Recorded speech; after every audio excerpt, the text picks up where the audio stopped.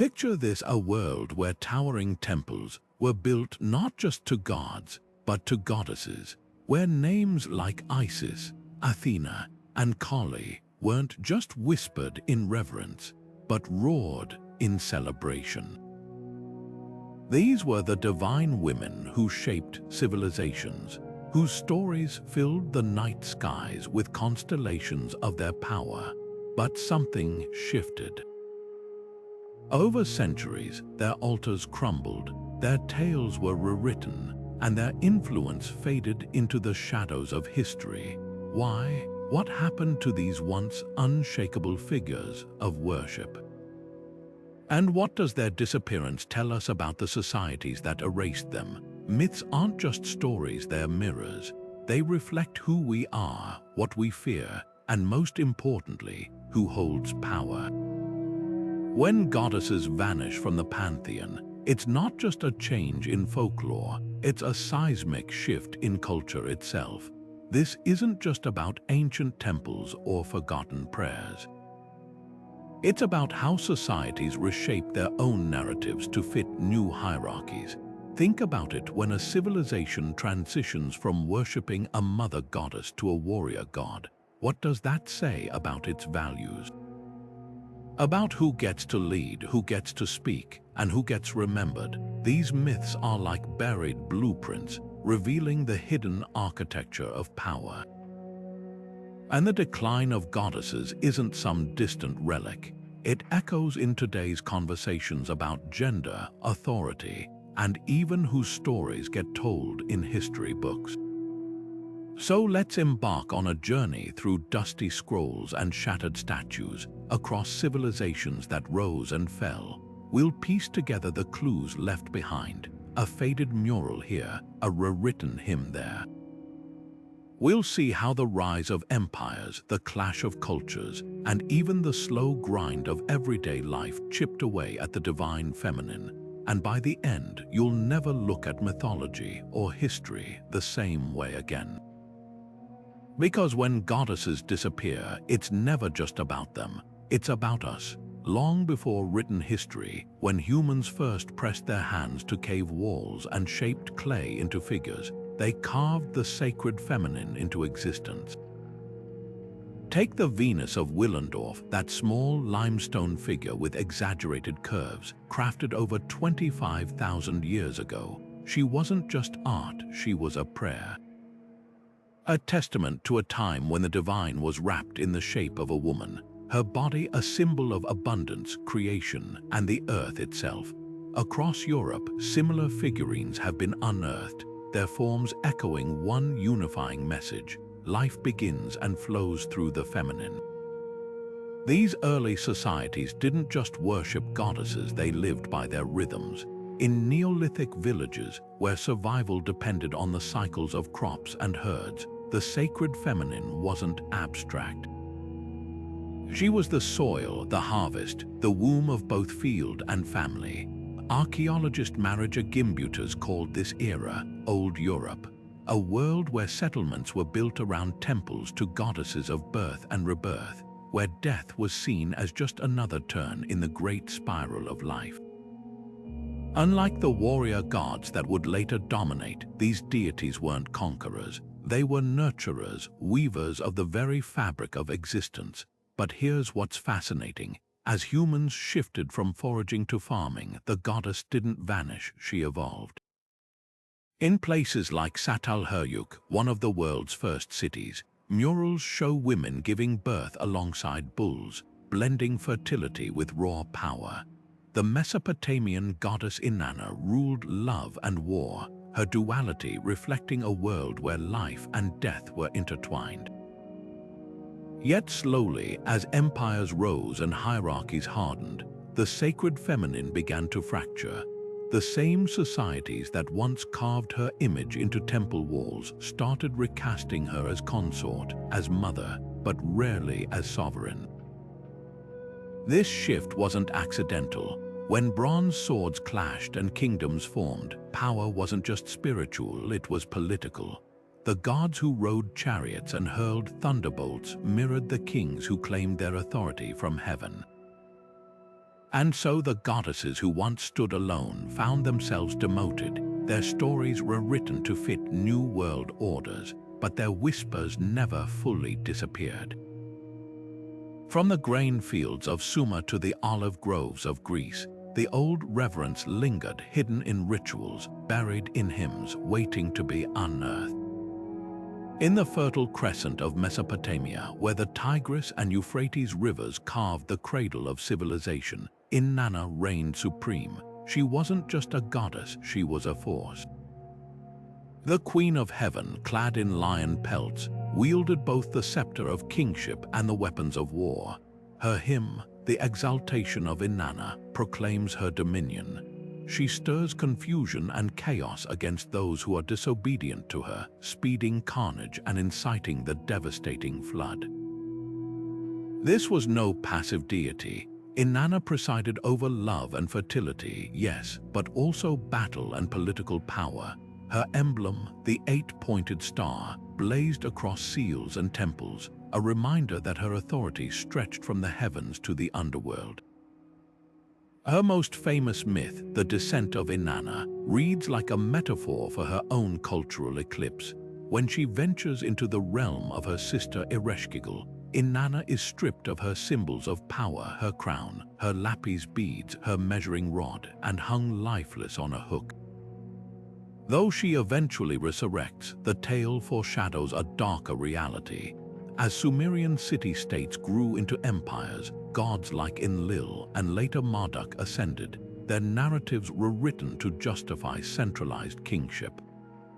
Inanna's dual roles were split apart, her warrior aspect diminished, her sovereignty recast as subservience.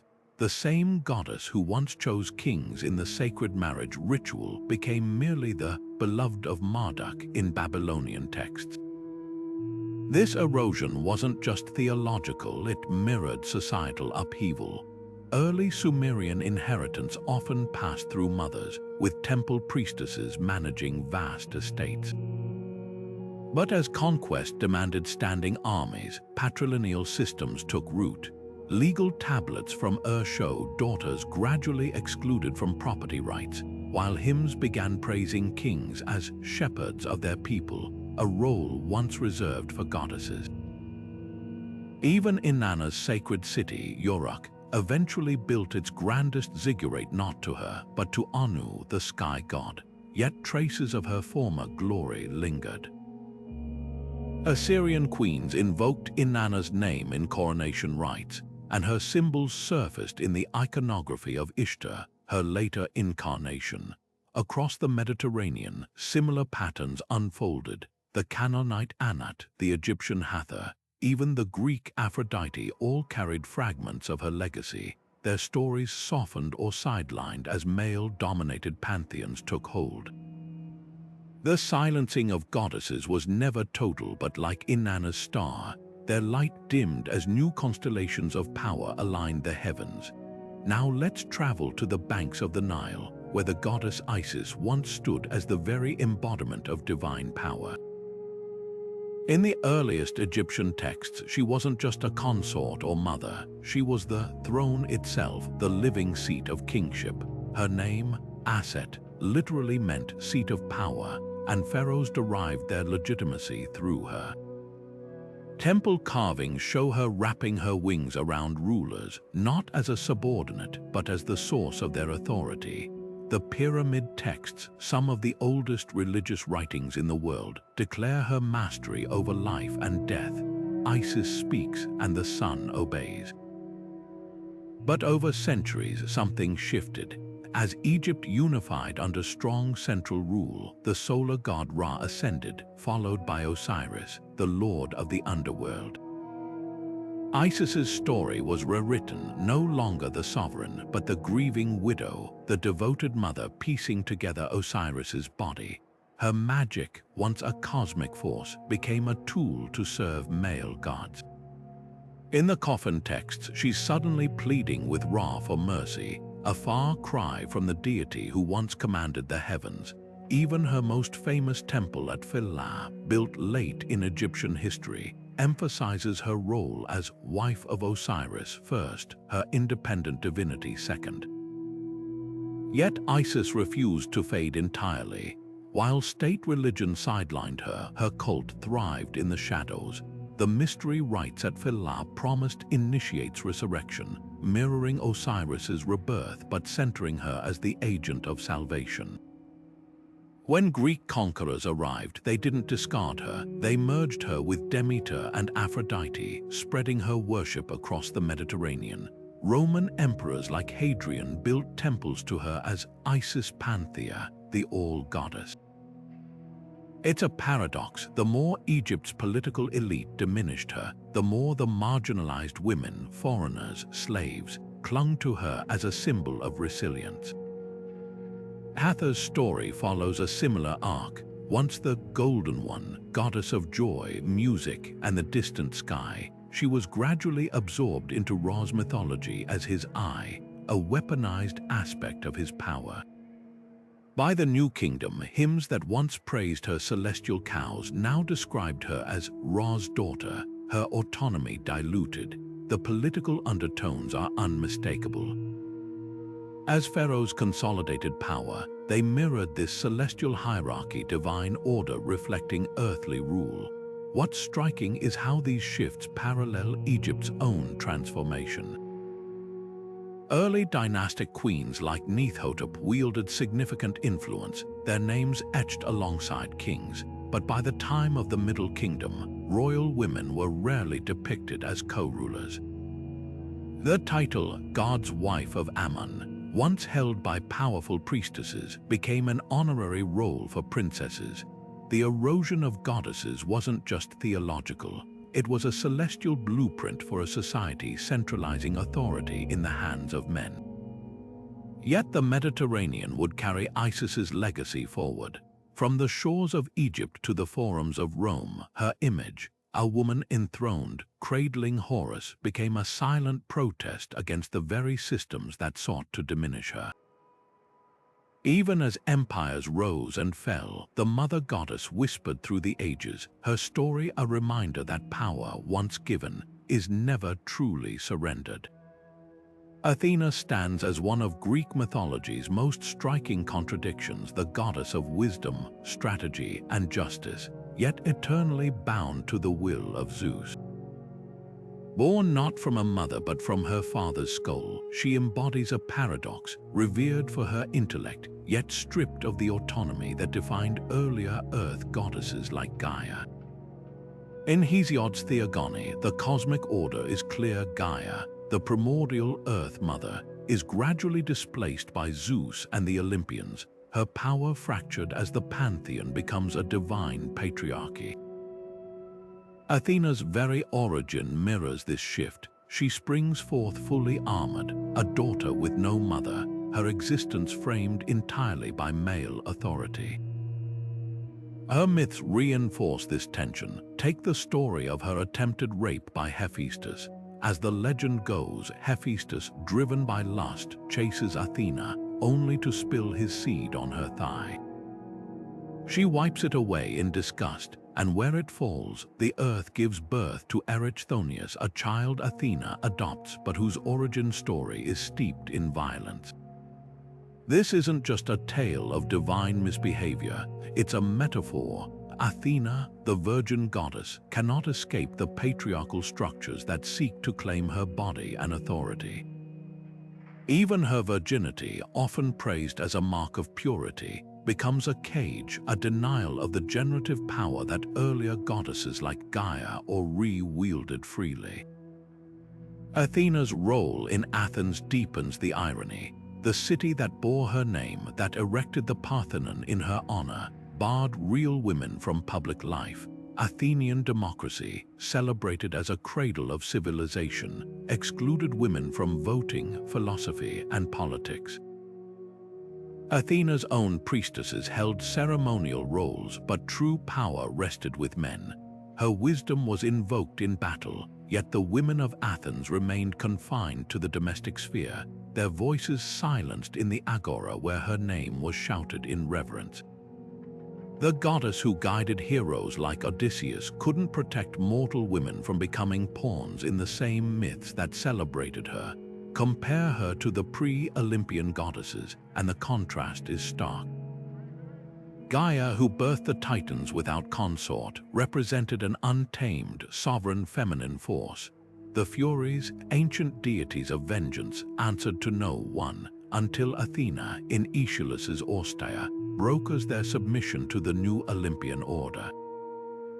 Even Hera, queen of the gods, is reduced to a jealous wife, her earlier cults as a protector of cities forgotten.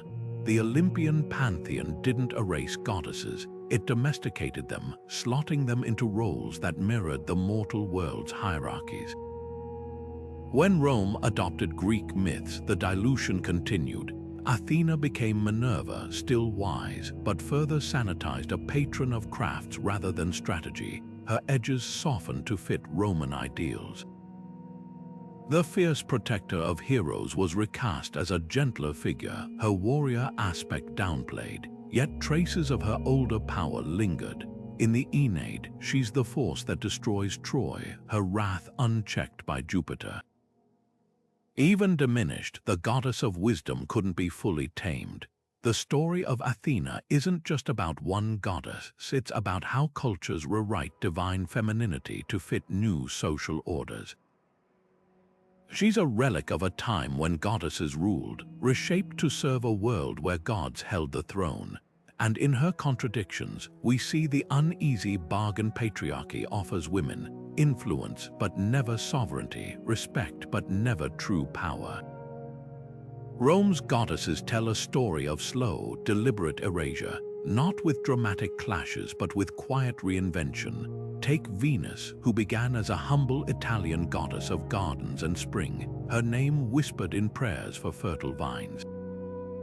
But by the time of Julius Caesar, she had become Venus Genetrix, divine ancestor of the Julian line, her image stamped on coins to legitimize imperial rule. The poet Lucretius once praised her as the life-giver, but in the Forum she was refashioned into a political prop, her mythology rewritten to serve dynastic ambition. The same goddess who embodied nature's untamed beauty now stood stiffly in marble, her power reduced to a pedigree for emperors. Vesta's fate was even more paradoxical. Her priestesses, the Vestal Virgins, wielded influence unmatched by most Roman women. They guarded the sacred flame, drafted wills for senators, and could pardon condemned prisoners. Yet their power was a gilded cage. Chosen as young girls, they served 30 years under oath of chastity. If the flame died, they were scourged, and if they broke their vows, they were buried alive. Ovid's Fasti describes their festivals with reverence, but over time, even these rituals faded. As Rome expanded into an empire, Vesta's hearth became less a spiritual center and more a museum piece, a symbol of old Rome, while real authority shifted to the cult of the emperor. The militarization of Rome accelerated this shift. Gods like Mars and Jupiter Optimus Maximus rose to prominence, their temples dwarfing those of the goddesses. Even Minerva, once a strategist akin to Athena, was recast as a patron of craftsmen, her warrior aspect softened. The imperial cult further centralized worship around the emperor, a living god whose dominance left little room for divine femininity. By the time Christianity arrived, the stage was already set. The new religion didn't erase goddesses, it inherited a world where they had been sidelined for centuries. Yet traces of the old reverence lingered. Early Christian converts still whispered prayers to Isis under the guise of the Virgin Mary. Vesta's eternal flame found an echo in the sanctuary lamps of churches. The goddesses never truly vanished, they were simply rebranded, their power sublimated into new forms. When the Pantheon, once a temple to all gods, was rededicated to Mary and the martyrs, it marked not an end, but another transformation. The divine feminine had always been adaptable, bending, but never breaking under the weight of history. Christianity's rise didn't just introduce a new god, it rewrote the entire cosmic hierarchy, and goddesses bore the brunt of this transformation. Lilith, once a figure of independence in Mesopotamian lore, became a demon in early Christian texts. Her refusal to submit to Adam spun into a cautionary tale of female rebellion. The Gnostic Gospels, however, whispered a different story. In texts like the Thunder, Perfect Mind, divine wisdom took the form of Sophia, a feminine force who proclaimed, "I am the whore and the Holy One."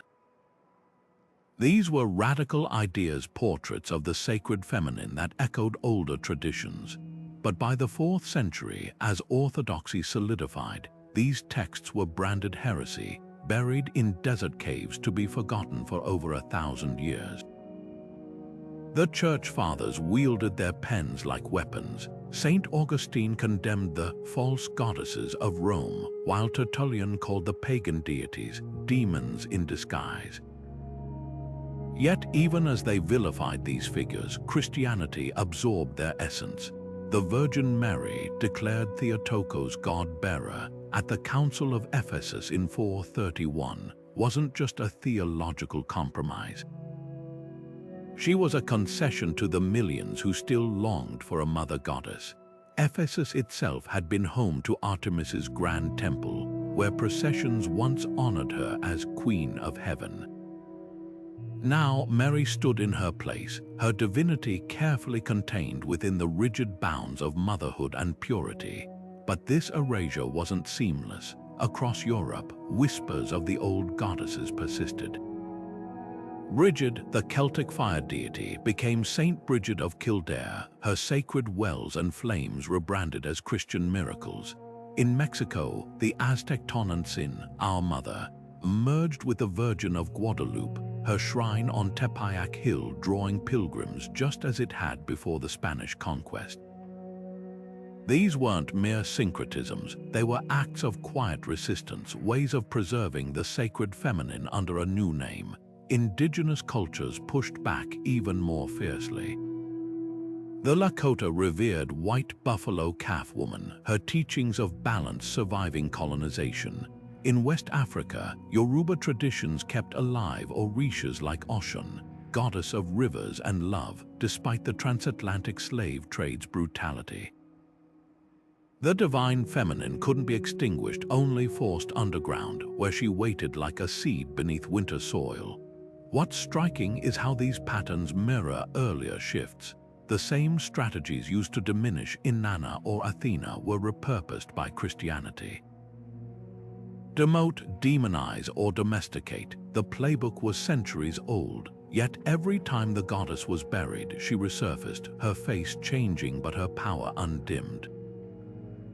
The history of religion isn't just about gods rising and falling. It's about whose stories get to endure and who decides what's sacred. While empires rose and fell, rewriting divine hierarchies to suit their rulers, some goddesses refused to be erased. Across the Andes, Pachamama endured not in crumbling temples, but in the daily rhythms of life. Farmers still pour libations to her before planting, whispering prayers into the earth. She wasn't just preserved, she became inseparable from the land itself. Spanish chroniclers wrote of her with frustration, unable to stamp out devotion to this mother world who demanded no churches, only reciprocity. Unlike the Olympian gods who fell to Christianity's sword, Pachamama survived because she was never just a deity. She was the soil, the wind, the heartbeat of the mountains. Colonial priests could burn idols, but how do you conquer a goddess who is the very air people breathe? Japan's Amaterasu offers another tale of resilience. When Buddhist missionaries arrived in the 6th century, they didn't overthrow the sun goddess. They claimed she was a bodhisattva in disguise. Shinto shrines stood alongside temples, her myth of hiding in a cave, plunging the world into darkness until lured out by laughter and dance, retold as a parable of enlightenment. Even when state Shinto later weaponized her image for nationalism, Amaterasu's essence remained, a sovereign who chose when to withdraw and when to shine. Unlike Athena, bound to Zeus's will, or Isis diminished to Osiris's mourner, Amaterasu's authority was never fractured, proof that some cultures resisted the total eclipse of the divine feminine. The Virgin of Guadalupe embodies perhaps the most striking adaptation. On Tepeyac Hill, where Aztecs once worshipped Tonantzin, a brown-skinned Mary appeared to Juan Diego in 1531. Her miracles mirrored Tonantzin's healing the sick, appearing at sacred springs, and her image blended Mesoamerican symbols, the crescent moon at her feet, the stars embroidered on her mantle. Spanish clergy initially recoiled, recognizing the syncretism, but the people had already claimed her.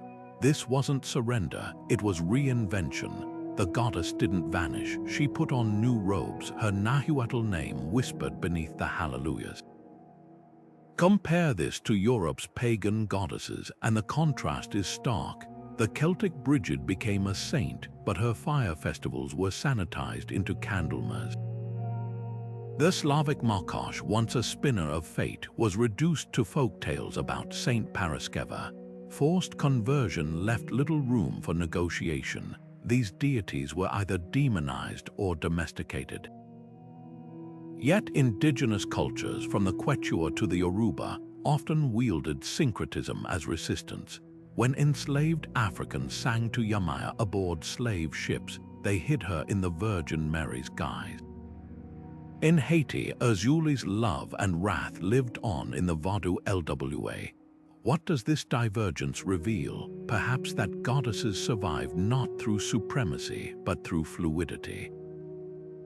The same patriarchal systems that dismantled Inanna's temples couldn't root out Pachamama because she was never confined by walls.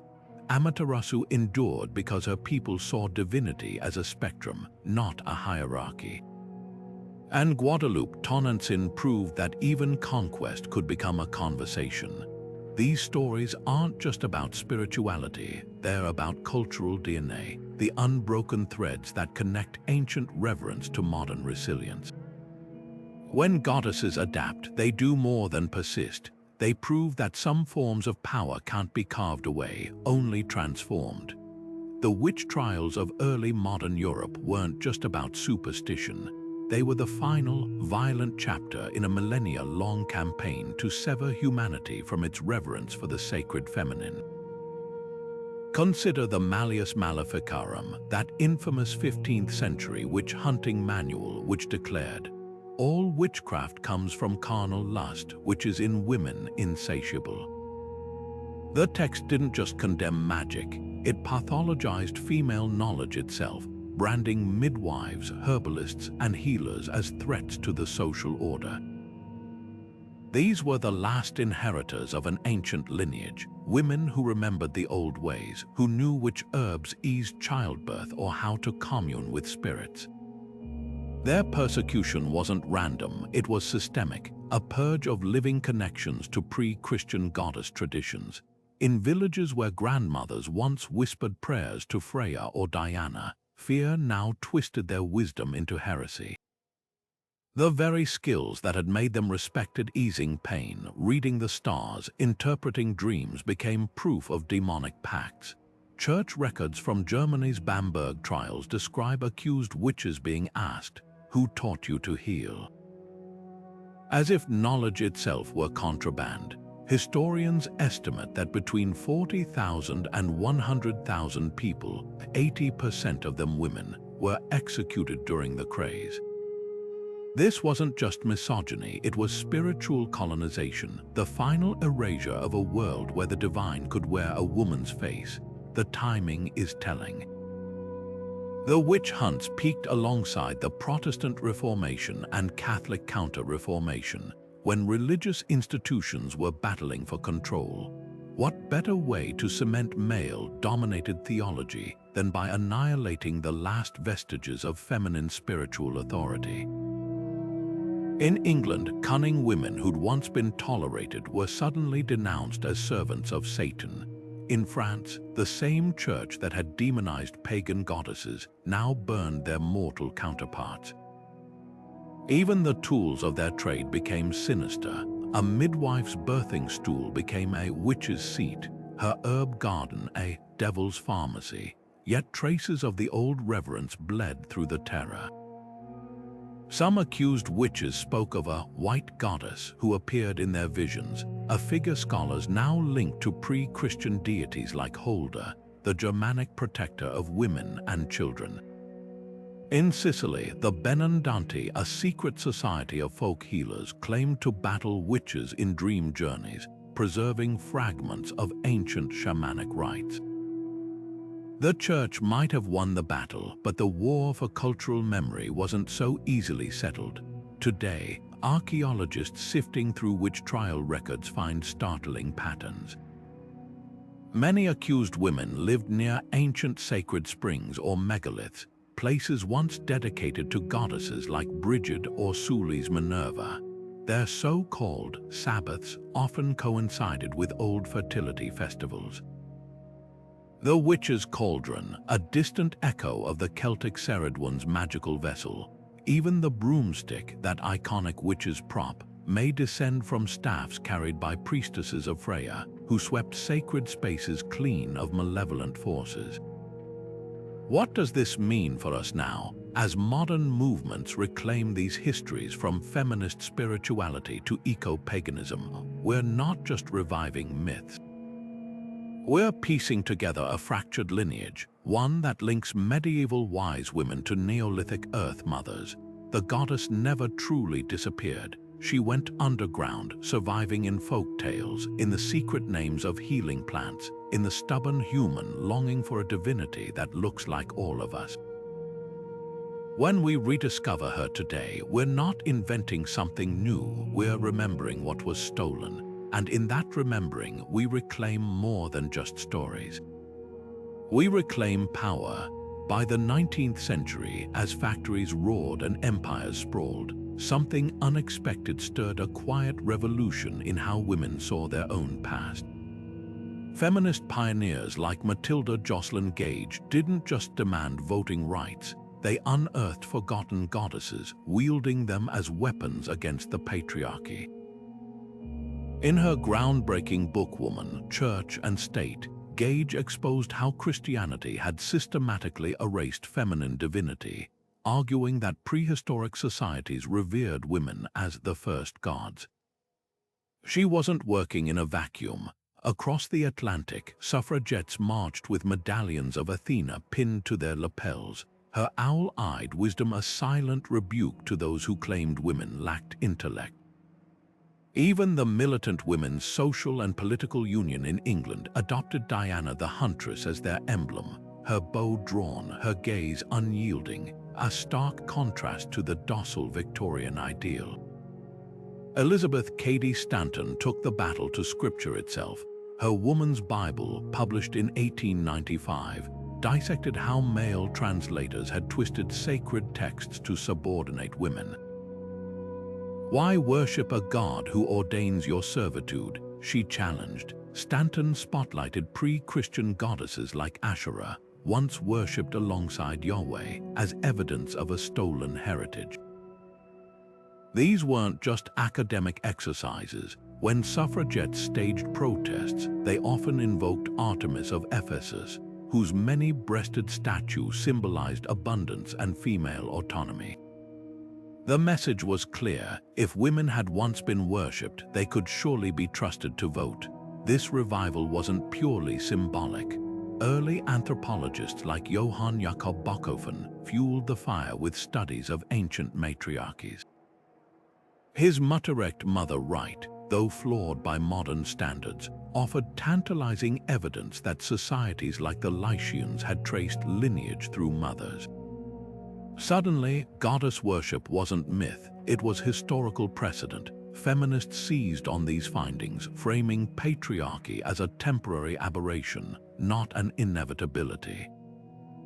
Theosophists like Helena Blavatsky blended these ideas with Eastern spirituality, claiming a primordial, divine feminine underpinned all religions.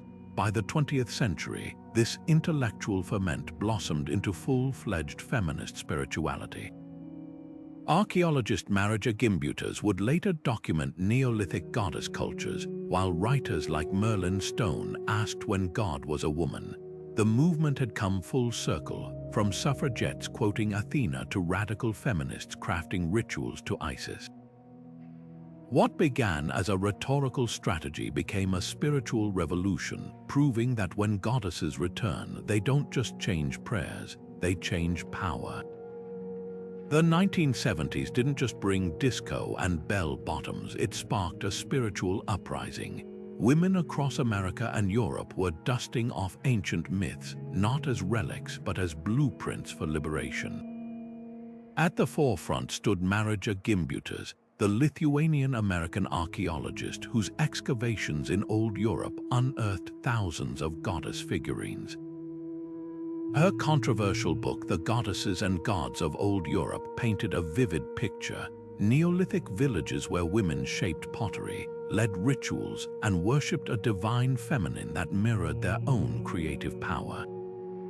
Gimbutas's vision of a pre-patriarchal goddess civilization struck a chord with feminists hungry for alternatives to male-dominated religions.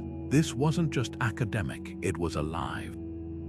In moonlit circles, women revived what they believed were ancient practices: spiraling dances inspired by Minoan frescoes, invocations to Isis and Demeter, even homemade clay figurines modeled after Gimbutas's findings. Starhawk, the activist and witch, captured the movement's heartbeat in the spiral dance. The goddess is not just a symbol, she's the earth beneath our feet, the air in our lungs. To dance her dance is to remember what patriarchy tried to erase. These rituals weren't about nostalgia, they were acts of reclamation. When women raised their arms to draw down the moon, they weren't play acting, they were staking a claim to spiritual authority that stretched back millennia. But not everyone embraced this vision. Academics like Cynthia Eller accused the goddess movement of romantic prehistory, arguing there was scant evidence that Neolithic societies were truly matriarchal or peaceful. Archaeologist Lynn Meskel dismissed Gimbutas's theories as feminist wishful thinking, pointing out that ancient figurines might represent ancestors, not deities. The backlash wasn't just scholarly, it was political. Conservative pundits mocked goddess worship as feminist fairy tales, while some historians worried that glossing over ancient gender complexities did a disservice to real women's history. Yet the movement thrived precisely because it wasn't just about facts, it was about meaning. For women excluded from traditional religions, goddess mythology offered something radical: the idea that the divine could look like them. When Carol Christ declared, "Why women need the goddess," she wasn't making an archaeological claim, she was naming a hunger. The same figurine scholars debated became emblems of resistance, their rounded forms cradled in protests for reproductive rights. This tension between myth and history still echoes today. Modern archaeologists like Sarah Nelson are re-examining Gimbutas's sites with fresh rigor, separating poetic interpretations from verifiable data. What's emerging isn't a utopian matriarchy, but something equally profound: evidence that women's roles in antiquity were far more varied than later narratives suggested. From Çatalhöyük's gender-neutral burials to the priestess queens of Minoan Crete, the past is proving more complex than either romanticists or skeptics assumed. The goddess movement's legacy isn't in proving whether ancient societies worshipped women, it's in revealing why we care so much about the answer. When we dig up figurines or debate Neolithic gender roles, we're not just studying history. We're asking who gets to be sacred, whose stories endure, and whether rewriting the past can change the future. Every time a woman today invokes Athena's wisdom or lights a candle for Brigid, she's continuing a conversation as old as civilization itself, the struggle to define and reclaim divine power. For decades, the tiny clay figurines unearthed at ancient sites were dismissed with a single, reductive label: fertility idols. Meanwhile, bronze spearheads and golden daggers were heralded as tools of kings, their male owners assumed to be warriors or rulers. This wasn't just classification, it was a value judgment, one that revealed more about 19th century archaeologists than the civilizations they studied. Take the famous Venus of Willendorf. Early scholars fixated on her exaggerated breasts and hips, interpreting her solely through the lens of reproduction. Never mind that she might have represented sovereignty, the Earth's abundance, or even a map of sacred constellations. The moment she was labeled a fertility idol, her meaning narrowed to fit Victorian obsessions with women's biological roles. Joan Marler's work at Çatalhöyük exposed these biases with startling clarity. At this 9,000-year-old Neolithic site in Turkey, excavators found something revolutionary. Men and women buried with equal reverence, their graves laden with identical artifacts. There were no warrior tombs or priestess crypts, just people, their bones telling stories of shared labor and status. Marler notes how earlier teams had projected modern gender roles onto the past, assuming spindle whorls meant women's work, while flint blades signaled male hunters. But Çatalhöyük's art tells a different story. Murals show men and women side by side in rituals, their bodies painted with the same symbols. Even the so-called mother goddess figurines, once assumed to dominate the site, turned out to be a minority among animal sculptures and gender-neutral forms. Technology is now dismantling these old assumptions bone by bone. Isotope analysis reveals that Neolithic women traveled long distances, their teeth bearing traces of far-off minerals. Where patterns on skeletons show both sexes engaged in strenuous labor, from grinding grain to hauling building materials. At the Ukrainian site of Vertiba Cave, genetic testing overturned the myth of male hunter burials. Half the skeletons buried with hunting tools were female. These discoveries aren't just correcting the record, they're rewriting humanity's story, proving that gender roles we consider natural are often cultural inventions. The same biases shaped how ancient texts were read. When cuneiform tablets described Inanna's temple administrators, early translators assumed they were men, until seal impressions revealed women's names. Greek hymns to Demeter were long interpreted as domestic myths, ignoring their subversive themes of female autonomy. Even the Bible's Asherah, once dismissed as a minor consort, is now recognized through archaeological finds as a powerful goddess worshipped alongside Yahweh. What emerges from this reckoning isn't just a new chapter in history, it's a challenge. If we've misread the artifacts, what else have we gotten wrong? When we call a figurine just a fertility idol or a sword proof of kingship, we're not describing the past, we're revealing the limits of our own imagination.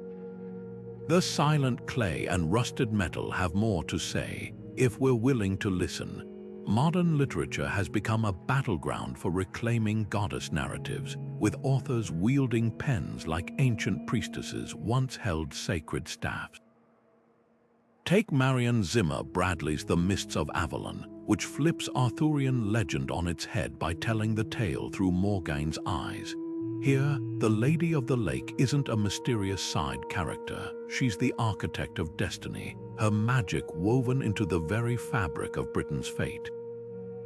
Bradley didn't just retell a myth, she exposed the patriarchal seams of a story that had been stitched together by male chroniclers for centuries.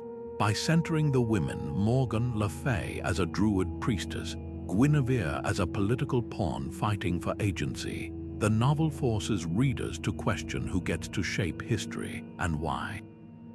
Madeline Miller's Circe takes this reclamation even further. In Homer's Odyssey, Circe is a mere obstacle, a sorceress who turns men into pigs before being subdued by Odysseus's cunning. But Miller's version asks, what if her story wasn't about him at all? The novel's opening line, "When I was born, the name for what I was did not exist," sets the tone for a goddess who defies categorization. No longer a monster or a seductress, Circe becomes a woman carving autonomy in a world that fears her power. Miller's prose drips with the same intoxicating magic as her protagonist, transforming a sidelined nymph into a symbol of resilience. When Circe declares, "I would not be a bird in a cage, not even for you," it's not just a rejection of Odysseus, it's a manifesto for every silenced goddess in mythology. Margaret Atwood's The Penelopiad sharpens this rebellion into a dagger's point. Through Penelope's ghostly narration, Atwood dissects the Odyssey with surgical precision. What did I amount to once the official version gained ground? Penelope muses, an edifying legend, a stick used to beat other women with. Atwood drags the faithful wife out of her loom and into the spotlight, revealing the calculated performance behind her myth. The 12 maids hanged by Odysseus, they become a Greek chorus, their voices rising in eerie harmony to indict the hero's brutality. This isn't just revisionism, it's literary justice, a courtroom where mythic women finally testify. These novels aren't operating in a vacuum. They're part of a seismic cultural shift, one that's playing out in theaters, streaming services, and even comic books. Wonder Woman's origin story draws directly from Greek mythology. Her Themyscira, a sanctuary of Amazon warriors who owe more to Artemis than to any male hero. Neil Gaiman's American Gods resurrects forgotten deities like Bilquis, a love goddess who consumes her worshippers, a dark mirror to the way modern culture devours and discards femininity. Even children's books like Oh My Gods reframe goddesses as complex figures, their flaws and strengths etched with equal care. The thread connecting these works is defiance, not just of patriarchal myths, but of the very idea that stories are set in stone. When Miller gives Circe a voice, when Atwood lets Penelope speak from the underworld, they're doing more than entertaining. They're proving that myths are living things, shaped by who holds the quill. And in a world where women's stories are still policed, that's nothing short of revolutionary. This literary uprising hasn't stayed confined to bookshelves. It's spilled into the streets where protest signs quote Medusa and Athena. It's in classrooms where students debate whether Hera was a vengeful wife or a queen fighting to maintain her sovereignty. The goddesses are no longer trapped in marble, they're marching. When Wonder Woman first crashed onto comic book pages in 1941, she wasn't just another superhero, she was a walking, lasso-wielding relic of the Amazons. Her creator, psychologist William Moulton Marston, didn't hide her divine lineage. She was sculpted from clay by her mother Hippolyta, blessed by the Greek gods, her very existence a challenge to the male-dominated narratives of her time. Fast forward to her 21st century film debut, and something feels diluted. The warrior who once defied bullets with her bracelets now spends half her screen time baffled by modern men, her mythology trimmed to fit a franchise. The original Wonder Woman would have recognized Athena's strategic brilliance or Artemis's untamed independence in herself, but the cinematic version, she's often reduced to a fish out of water love interest with a cool sword. Disney's Princess Empire follows a similar pattern. Take Elsa from Frozen, her ice powers echo the Norse goddess Skadi, ruler of winter and mountains, yet her story arc revolves around suppressing her magic until it's socially acceptable. Even Mona, praised for its Polynesian roots, softens the oceanic terror of the goddess Te-Fiti into a green, smiling entity who just needed a hug. These characters aren't powerless, but their struggles are neatly packaged into palatable, marketable arcs. Gloria Steinem nailed it when she said, "Popular culture is where the revolution goes to die. First it's dangerous, then it's cool, then it's cute." The goddesses of old didn't ask permission to be fierce or flawed, but their pop culture descendants. They're often handed agency only when it doesn't unsettle the status quo too much. Yet buried in these sanitized retellings, traces of the divine feminine persist. Wonder Woman's lasso of truth, a direct descendant of the unbreakable bonds wielded by the Mesopotamian goddess Inanna. Maleficent's winged fury in Disney's live-action reboot channels the primal rage of the Hindu Kali, even if her story is ultimately about maternal love. These echoes matter because they reveal an uncomfortable truth.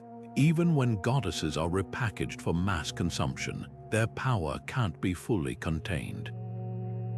This tension between reverence and reduction isn't just about storytelling, it's psychological. Carl Jung argued that goddess archetypes live in humanity's collective unconscious, surfacing in dreams and art. When modern media waters them down, we're not just losing myths, we're starving a part of ourselves that craves raw, untamed feminine power. The next time you watch a strong female character hesitate before embracing her strength, ask yourself, is this progress or just patriarchy in prettier packaging? The answer might just lie in the myths we've forgotten and the ones we're still afraid to tell. Carl Jung saw goddesses not just as myths, but as living forces within the human psyche, what he called archetypes, universal patterns buried deep in what he termed the collective unconscious. These weren't mere symbols to him, they were psychological blueprints shaping how we perceive femininity across cultures and centuries. When he described the anima, the feminine aspect present in every man's unconscious, he pointed to figures like Aphrodite or Persephone, embodiments of love, transformation, and intuition. But Jung's framework also divided the feminine into stages: the maiden, innocent and untested; the mother, nurturing and generative; the crone, wise and boundary-setting. These weren't just life phases, they were psychic templates recurring in dreams, art, and even modern media. A young woman's journey from ingenue to leader.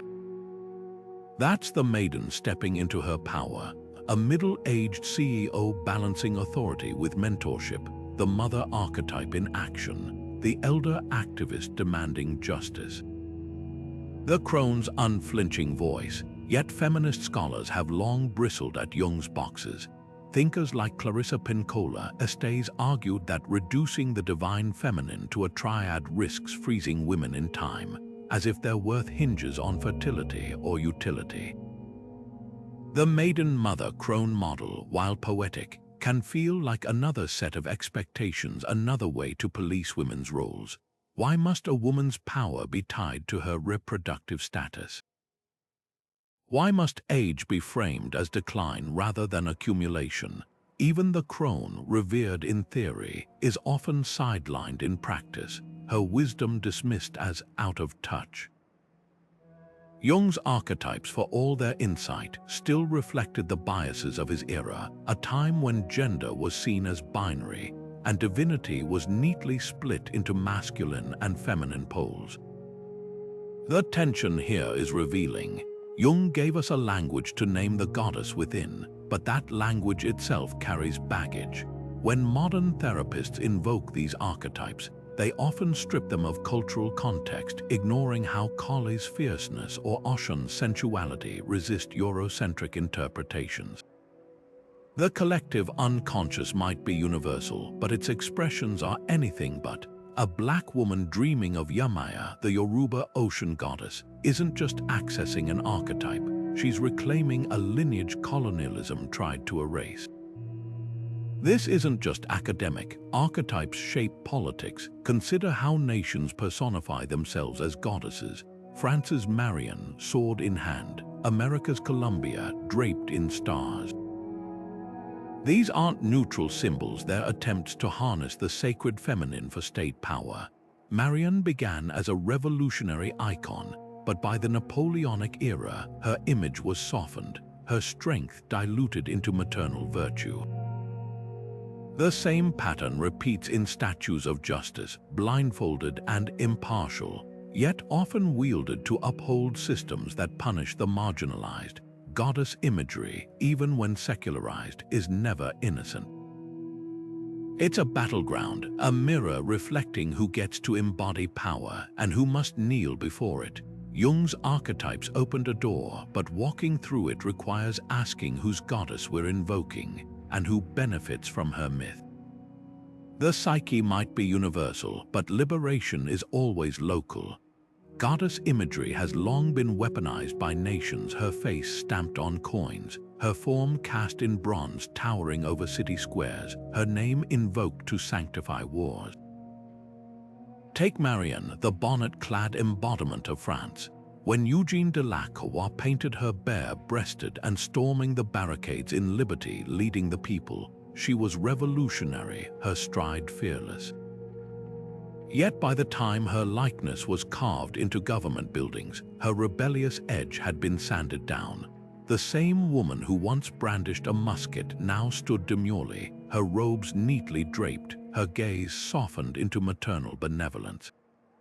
Historian Marina Warner calls this monumental femininity, the way societies elevate woman as symbol while subordinating her as citizen.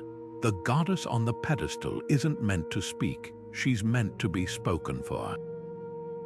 India's Bharat Mata, Mother India, reveals the same paradox. Born from anti-colonial poetry in the late 19th century, she was first depicted as a wounded figure, her body mapped with British-ravaged cities. But after independence, her image hardened. Today, nationalist murals show her armored and militant, a trident in one hand, a saffron flag in the other. The women who marched for India's freedom, like Matangini Hazara, shot dead clutching the national flag, are forgotten, while their struggles are absorbed into an impersonal, symbolic mother. The real labor of women gets erased beneath the gilded myth. Even America's Columbia, that star-crowned goddess who once graced newspapers and wartime posters, followed this script. She borrowed her name from Columbus, but her demeanor from Athena, wise, just, and conveniently silent. When suffragettes draped her in "Votes for Women" sashes, the government replaced her with Uncle Sam, a figure whose authority required no explanation. Goddesses make tidy national mascots precisely because they don't demand rights, wages, or representation. They exist to inspire sacrifice, not share power. Yet these symbols are cracking. In 2019, Chilean protesters transformed the statue of Baquedano, a war hero, into a Mapuche earth goddess, her body wrapped in indigenous weavings. Climate activists now invoke Pachamama during marches, framing environmental justice as a return to primordial balance. The same iconography that once served empires is being reclaimed, not to decorate state power, but to dismantle it. When goddesses step off their pedestals, they don't just change art, they change whose voices get heard. Ecofeminism isn't just a modern movement, it's the reawakening of an ancient truth. The earth and the feminine have always been intertwined. Vandana Shiva, the physicist-turned-activist, puts it bluntly: when we speak of Mother Earth, we're not using a metaphor, we're naming a reality. In her campaigns against industrial agriculture, Shiva invokes Kali, the Hindu goddess who dances on the corpses of demons. Here, Kali isn't just a destroyer, she's an ecological avenger, her sword slashing through the lies of corporations that poison rivers and strip forests bare. This isn't poetic license, it's strategic resistance. By framing environmental destruction as a violation of the sacred feminine, Shiva taps into a primal anger, one that echoes the old myths where goddesses like the Greek Demeter could wither entire harvests in grief, or the Sumerian Ninhursag could curse the gods who harmed her sacred groves.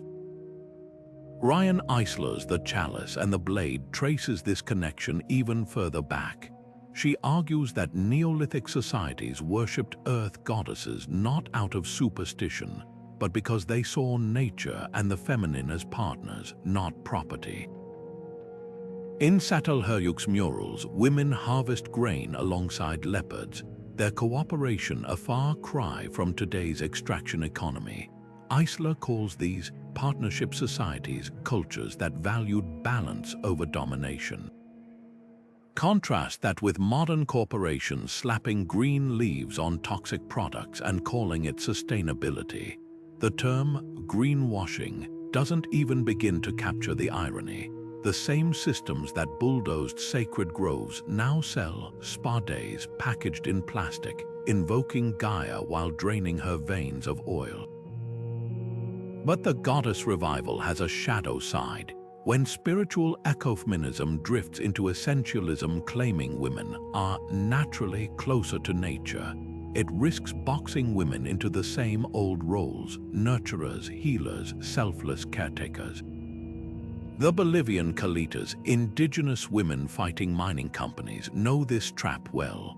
They honor Pachamama, but they also demand labor rights, refusing to be romanticized as Earth Mothers while bearing the brunt of ecological collapse. Even Kali's fierceness can be co-opted. Corporate wellness retreats now sell Kali meditations stripped of her revolutionary teeth, turning a decapitator of greed into a stress relief tool. The danger isn't just dilution, it's distraction. While some debate whether the divine feminine is inherently ecological, pipelines keep snaking through native lands. The real test of goddess revival isn't how many people buy statues of Artemis, but whether her sacred springs still flow clean. As the climate crisis worsens, the old earth goddesses are no longer symbols. They're sirens warning us that a world built on domination will collapse under its own weight.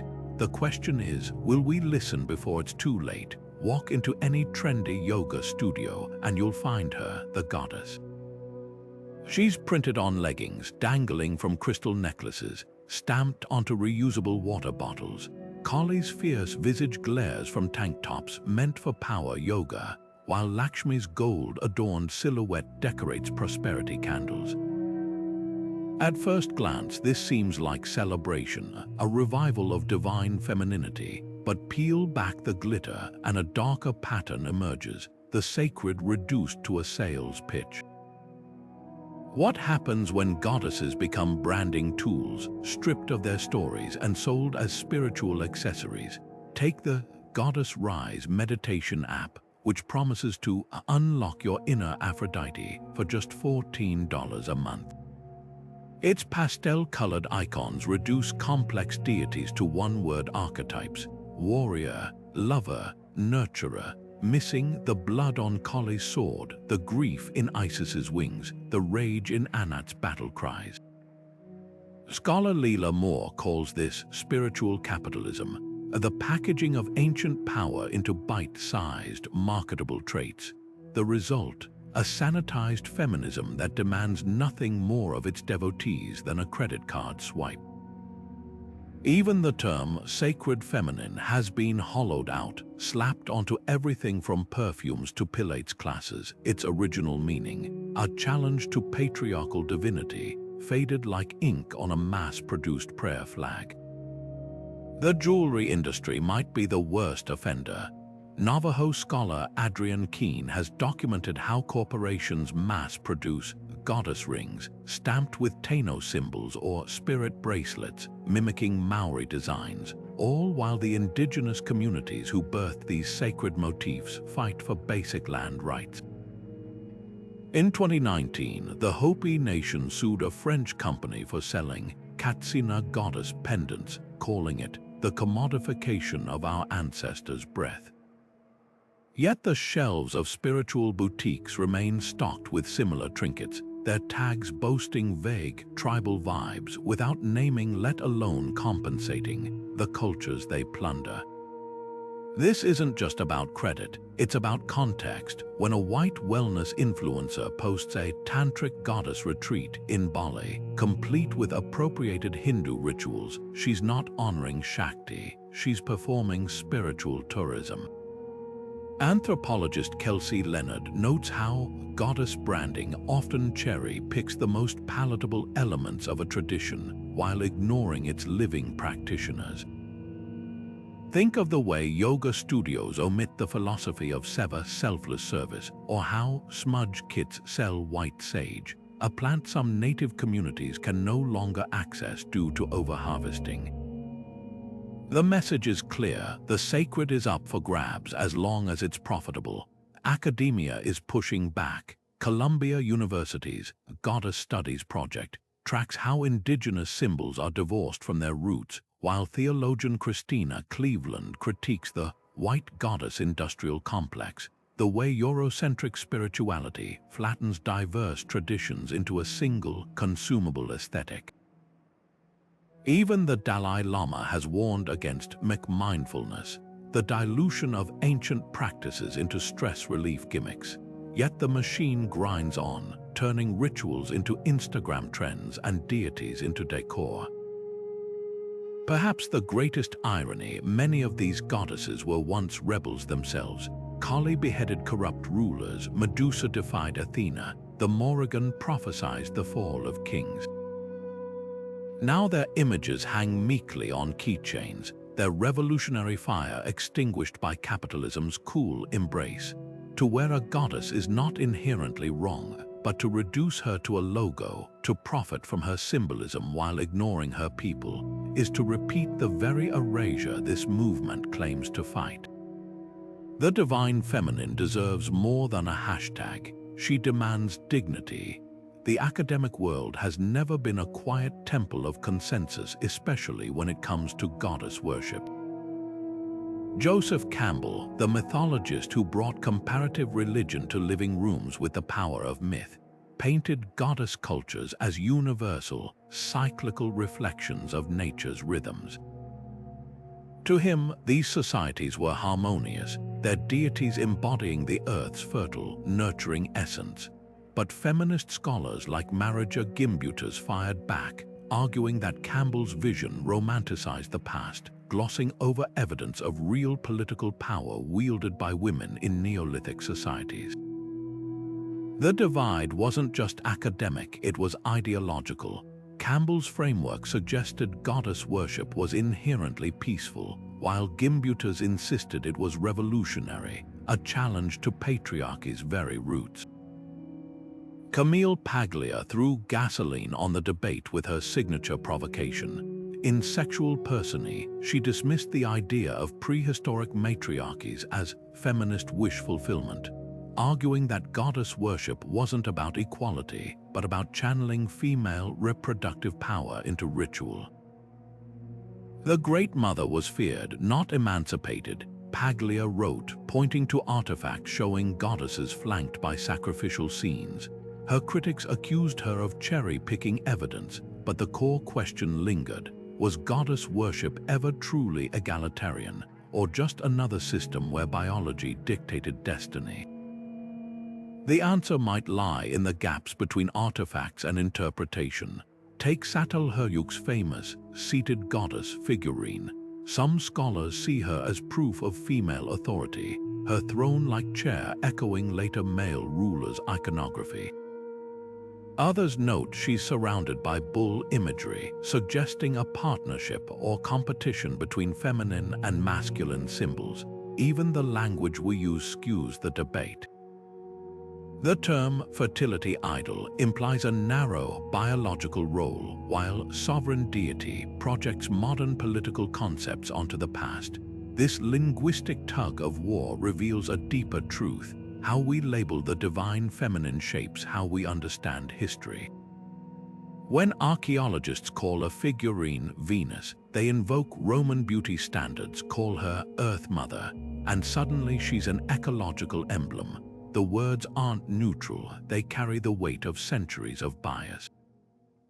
Maybe the real conflict isn't between scholars, but between the stories we've inherited and the ones we're brave enough to imagine. The goddesses themselves remain silent, their truths buried not just in soil, but in the language we use to dig them up. Language has always been a battleground, a silent war where words shape reality.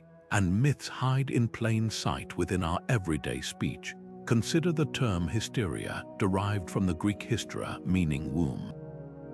Ancient physicians believed women's emotions were dictated by their wandering wombs, a myth that turned biology into destiny. Hippocrates wrote of suffocating uteri, while 19th century doctors diagnosed women with hysteria for everything from anxiety to ambition. The cure: rest, marriage, or worse, forced hysterectomies. This wasn't just bad science, it was linguistic alchemy, transforming a body part into a prison. Even today, calling someone hysterical carries that buried bias, dismissing passion as pathology, fury as flaw. Etymology exposes deeper erasures. Take the days of the weak, ordinary words that whisper forgotten goddesses. Friday, named after Frigg, the Norse goddess of wisdom and foresight, now just signals the weekend. Linguist Deborah Cameron notes how a gendered speech isn't just about words, it's about who gets to name the world. Frigg's legacy shrunk from seer to shorthand, her divinity diluted into 2 syllables. Similarly, venereal traces back to Venus, but modern usage strips her sovereignty, reducing the goddess of love to a clinical term for disease. Language doesn't just reflect power, it enforces it brick by lexical brick. Even mother carries hidden hierarchies. The Proto-Indo-European root may tutor-birthed words across languages, but its derivatives tell a skewed story. Matriarchy is framed as archaic or mythical, while patriarchy wears the cloak of normalcy. In Old English, wif, woman, and were, man, once coexisted, but wif birthed wife, while were vanished, leaving man to claim universality. This isn't coincidence, it's cultural editing, a slow scrubbing of feminine presence from the lexicon. Modern activism fights this erasure with every reclaimed word. When feminists resurrect crone from insult to honorific, or when indigenous scholars revive goddess names like Sedna and Allah, they're not just correcting dictionaries, they're rewiring thought. Social media hashtags like #say her name force visibility, while linguistic campaigns push for gender-neutral terms in everything from job titles to sacred texts. The battle isn't just about fairness, it's about whose stories get etched into time. After all, if myths built the old world, new words can unmake it 1 syllable at a time. The myth of Persephone's abduction isn't just an ancient story, it's a blueprint for how cultures have framed violence against women for millennia. In Homer's hymn to Demeter, Hades drags the young goddess into the underworld, her screams muffled by earth, while Zeus, the king of gods, brokered the deal in secret. Later versions soften the tale, calling it a marriage, even a romance. But the bones of the story remain, a girl's agency erased, her trauma rewritten as fate. Ovid's Metamorphoses doubles down on this pattern, its pages filled with women fleeing divine predators. Daphne turned into a laurel tree to escape Apollo, Callisto transformed into a bear after Zeus assaults her. These aren't just myths, they're mirrors, reflecting how societies have historically silenced survivors by turning violation into destiny.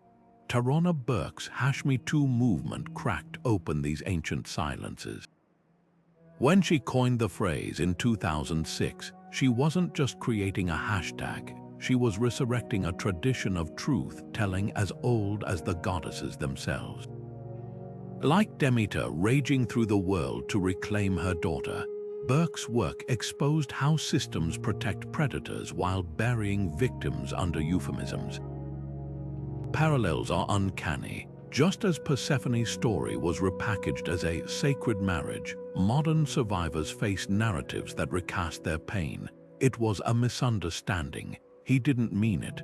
Boys will be boys. The goddess myths warn us, when cultures prioritize male power, female suffering becomes mythology. But the resistance is just as ancient. Before #MeToo went viral, women were invoking Lilith, the Mesopotamian demoness who refused to lie beneath Adam. Artists like Judy Chicago placed her in the dinner party, a defiant guest at history's table. Indigenous activists drew strength from figures like the Haudenosaunee Jigansese, a peacemaker whose authority predated colonization. These aren't arbitrary symbols, they're counter-narratives, proof that the same cultures which spun rape myths also birthed goddesses of unapologetic survival. The global reach of these stories is staggering. In India, Dalit women reclaim the Buddhist goddess Yakshi, a figure once sexualized by temple carvings, as an emblem of caste resistance. Mexican protesters paint the Aztec Coyolxauhqui, dismembered by her brother Huitzilopochtli, on their bodies. Her shattered moon face a metaphor for femicide survivors piecing themselves back together. Even Medusa, long vilified as a monster, gets a reboot as a survivor whose gaze turns oppressors to stone. These reinterpretations aren't fantasy, they're forensic, peeling back layers of patriarchal storytelling to expose older, fiercer truths. Ovid's warning in Metamorphoses, "Let others praise ancient times. I'm glad I was born in these, rings hollow now." The ancient times he romanticized were built on silenced screams. But today's movements, from Hashmi II to Hashnayunaminos, are writing a new ending, not one where Persephone accepts her fate, but where she tears the pomegranate seeds from her mouth and demands the underworld kneel. Kali and Oshun stand at opposite ends of the divine feminine spectrum, one a whirlwind of destruction, the other a river of honeyed grace, yet both embody radical resistance in the face of oppression. Kali, her tongue lolling over bloodied fangs, dances on the corpse of patriarchy's demon Mahishasura, her necklace of skulls clattering with every step. Hindu texts describe her as time itself, the force that reduces empires to ash. But in the hands of black feminists like Order Lord, Kali becomes more than myth, she's a manifesto. Lord's essay, The Uses of the Erotic, doesn't name Kali directly, but the connection is unmistakable when she writes, "Women of color today are resisting the suppression of our rage, reclaiming it as a tool of survival." Kali's fury isn't mindless violence, it's the righteous dismantling of systems that demand silence. Now shift the lens to Oshun, the Yoruba Orisha of rivers, love, and diplomacy. Where Kali wields a scimitar, Oshun carries a mirror, reflecting back the beauty and worth of those colonialism tried to erase. Her resistance is subtler but no less potent.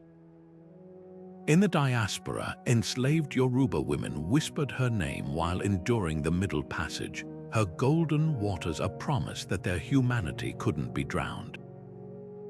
Scholar Oyigrav Ro acute nk letawani bin, ein acute oiwumi notes how Oshun's myths defy Eurocentric binaries. She's both warrior and healer, her sweetness a weapon against dehumanization. When Brazilian Quilombola communities honor her with offerings of honey and copper bracelets, they're not just preserving tradition, they're coding survival strategies in sacred language. Lord's Sister Outsider bridges these two forces. The Master's tools will never dismantle the Master's house. Kali and Oshun offer new tools, ones forged in the fires of cultural memory. Kali's lesson, that rage when honed can cleave through lies. Oshun's, that joy is an act of rebellion when the world insists on your suffering.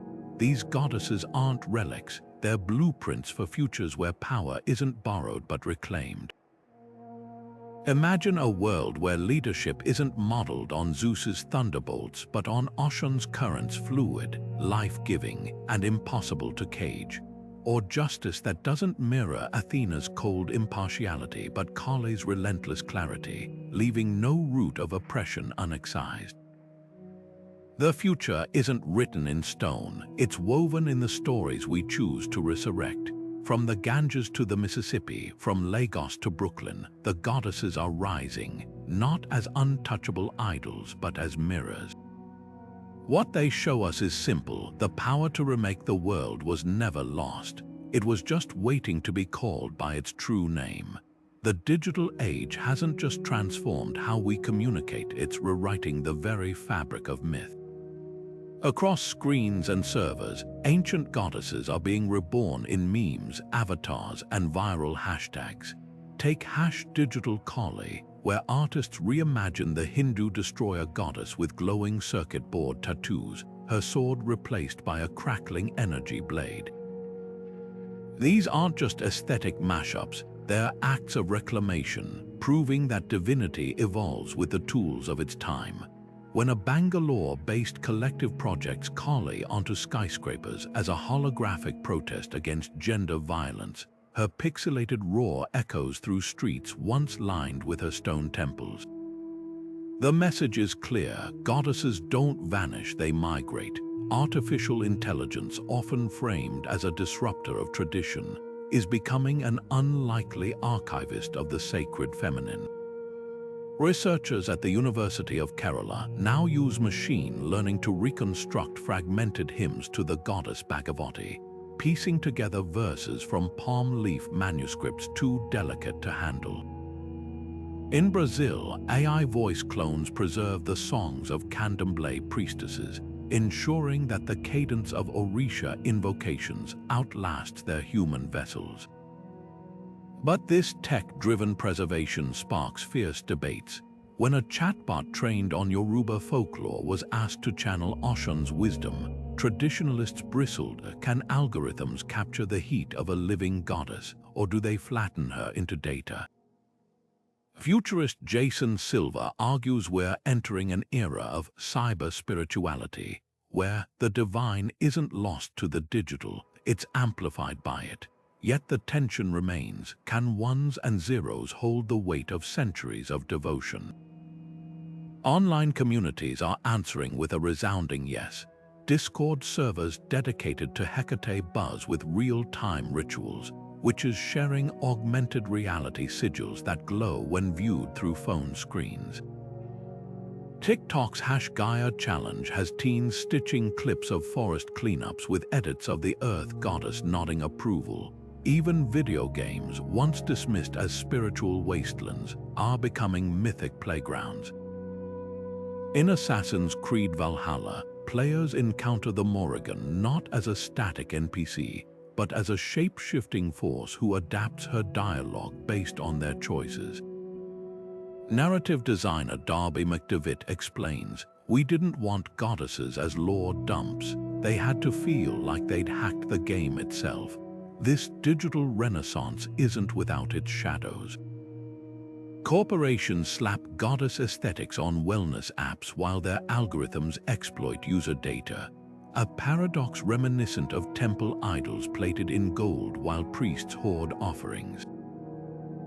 Virtual reality reconstructions of Delphi's Temple of Athena risk turning worship into tourism, complete with microtransactions for blessing filters. Yet amid the noise, something profound emerges. When a Syrian refugee in Berlin live streams her prayers to Ishtar from a tiny apartment, or when Navajo coders build an open-world game where Changing Woman teaches coding through sacred geometry, the line between ancient and futuristic blurs. The goddesses aren't trapped in the past or diluted by technology, they're evolving, demanding we reimagine what divinity looks like when it's unshackled from stone and scroll. As we stand at this crossroads, one truth becomes undeniable. Myths have always been collaborative. From Babylonian scribes to medieval monks to modern modders, each generation remixes the sacred to reflect its own struggles. The digital age didn't invent this, it just gave us new tools to play with fire. Whether through AI-resurrected chants or blockchain-verified temple donations, the conversation continues. And the goddesses, they're no longer confined to the heavens. They're in the code, the pixels, the ever-shifting constellations of our collective imagination, waiting to see what we'll build next. The disappearance of goddesses across cultures isn't just a footnote in mythology, it's a masterclass in power dynamics, a slow-motion coup that reshaped civilizations from the ground up.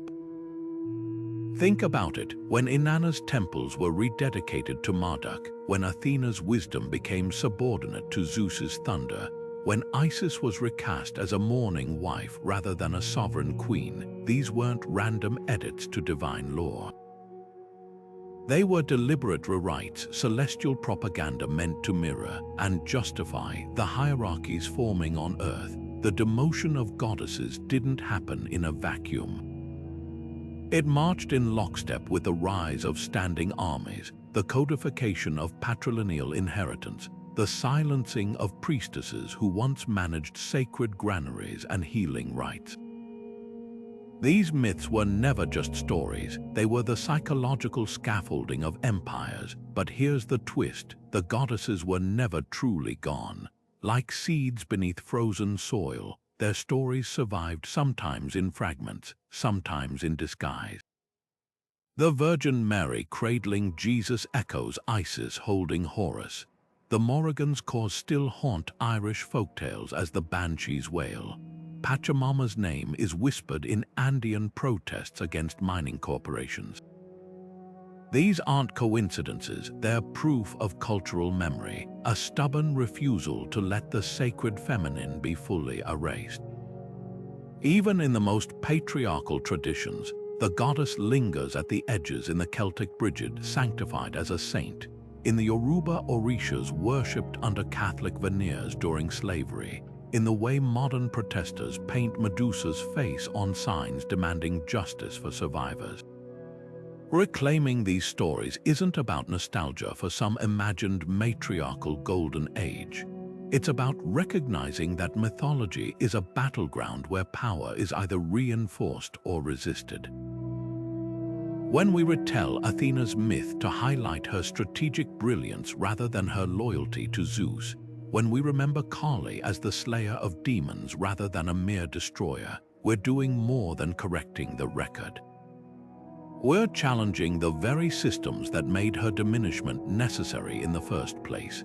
Every time a teenager cosplays as Artemis or a feminist collective invokes Lilith in their manifesto, they're pulling at the threads of a tapestry woven to exclude them. So here's where you come in. Next time you pass a statue of Athena in a museum or see Aphrodite's name on a perfume bottle, pause. Ask yourself, who decided this was the only version of her story? Who buried the tales of her fury, her autonomy, her sisters who weren't so lucky to be remembered at all? Then go deeper. Share the myth of the Navajo changing woman who shaped shifts to outwit oppression. Talk about Ocean, who turned her golden rivers into a refuge for the enslaved. Post about the Maori Papatuanuku, the Earth Mother who still breathes beneath concrete cities. The goddesses aren't relics, they're blueprints for a world where power isn't hoarded but shared. Your voice is part of this reclamation. Drop your favorite goddess story in the comments. The wilder, the fiercer, the more forgotten, the better. Let's crowdsource a new mythology, one where the divine feminine isn't carved into submission but unleashed in all her messy, magnificent complexity. Because history isn't just written by the victors, it's whispered by the survivors, and the goddesses, they've been whispering all along.